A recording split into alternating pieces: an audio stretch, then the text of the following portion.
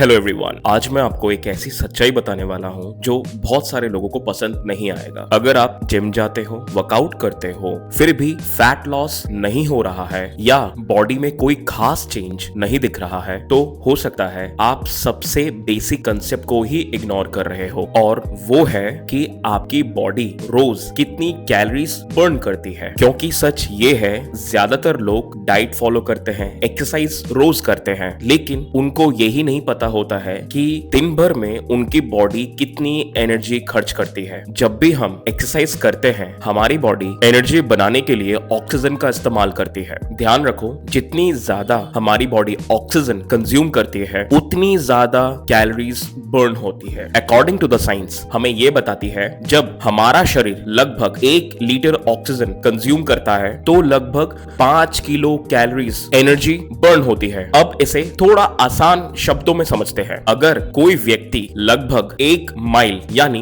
1.6 kilometre चलता है तो अप्रोक्सीमेटली लगभग 100 कैलोरीज बर्न हो जाती है। इसीलिए सिंपल वॉकिंग भी एक कैलोरीज बर्न करने का अच्छा तरीका हो सकता है। लेकिन यहाँ एक इंपॉर्टेंट बात समझनी जरूरी है। अगर कोई व्यक्ति पूरे दिन बैठा रहता है, सिर्फ 10-15 मिनट वॉक करता है, तो उसकी टोटल कैलोरीज खर्च बहुत ज्यादा नहीं होगी। इसीलिए सिर्फ थोड़े एक्सरसाइज से बहुत ज्यादा रिजल्ट की उम्मीद करना भी गलत हो सकता है। अब सवाल ये आता है, हमारा शरीर पूरे दिन में कितनी कैलोरीज बर्न करता है? अगर नॉर्मल तरीके से देखा जाए तो 15 से 50 साल के पुरुषों में एवरेज डेली एनर्जी खर्च लगभग 2900 से 3000 कैलोरीज के आसपास होता है, जबकि 15 से 50 साल की उम्र की महिलाओं में लगभग 2200 कैलोरीज के आसपास खर्च होता है। लेकिन ये सिर्फ एक एवरेज नंबर है। असल में हर एक व्यक्ति की कैलोरीज बर्न अलग अलग होती है, क्योंकि ये कई सारे फैक्टर्स पे डिपेंड करता है। सबसे पहले ये समझते हैं कि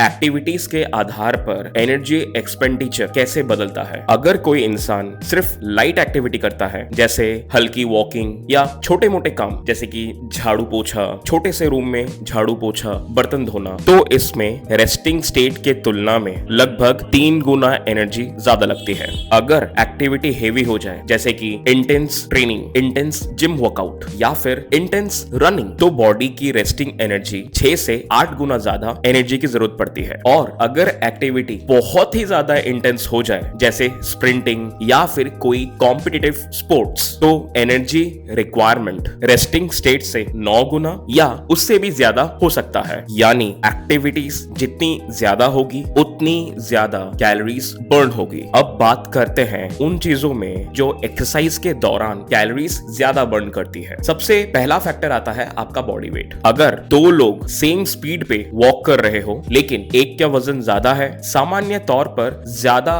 वजन वाला व्यक्ति ज्यादा कैलोरीज बर्न करेगा, क्योंकि वो ज्यादा वजन वाले व्यक्ति के बॉडी की मूवमेंट के लिए ज्यादा एनर्जी की जरूरत पड़ेगी। और दूसरा फैक्टर ये भी आता है कि आपका सरफेस, कि आप कैसे रास्तों पे चल रहे हैं। अगर रास्ता प्लेन हो, जैसे कि बिल्कुल ही फ्लैट रोड पे आप वॉक कर रहे हो या फ्लैट फुटपाथ पे वॉक कर रहे हो, तो एनर्जी कम खर्च होता है। अगर आप अपहिल जैसे कि ट्रेकिंग या फिर कोई उबड़ खाबड़ रास्तों पे आप चल रहे हो, तो बॉडी को बैलेंस और मूवमेंट के लिए ज्यादा एफर्ट लगाना पड़ता है, जिससे कैलोरीज बर्न ज्यादा होती है। और तीसरा फैक्टर है फुटवेयर और एक्स्ट्रा वेट। अगर आप सॉफ्ट सोल शूज पहनकर वॉक करते हो, मूवमेंट थोड़ा आसान हो सकता है और कैलोरीज बर्न थोड़ा कम हो सकता है। अगर आप एंकल वेट या फिर हाथ में वेट लेकर एक्सरसाइज या ट्रेडमिल पे चलते हो, तो बॉडी को एक्स्ट्रा लोड उठाना पड़ता है, जिससे आपका एनर्जी एक्सपेंडिचर बढ़ जाता है। अब आगे की बातों में मैं एक चीज का जिक्र बार बार करने वाला हूं, और वो है मेटाबॉलिज्म। तो सबसे पहले मेटाबॉलिज्म के बारे में समझ लेते हैं कि ये होता क्या है। मेटाबॉलिज्म का मतलब है हमारे बॉडी में होने वाली वो प्रोसेस जिसमें हम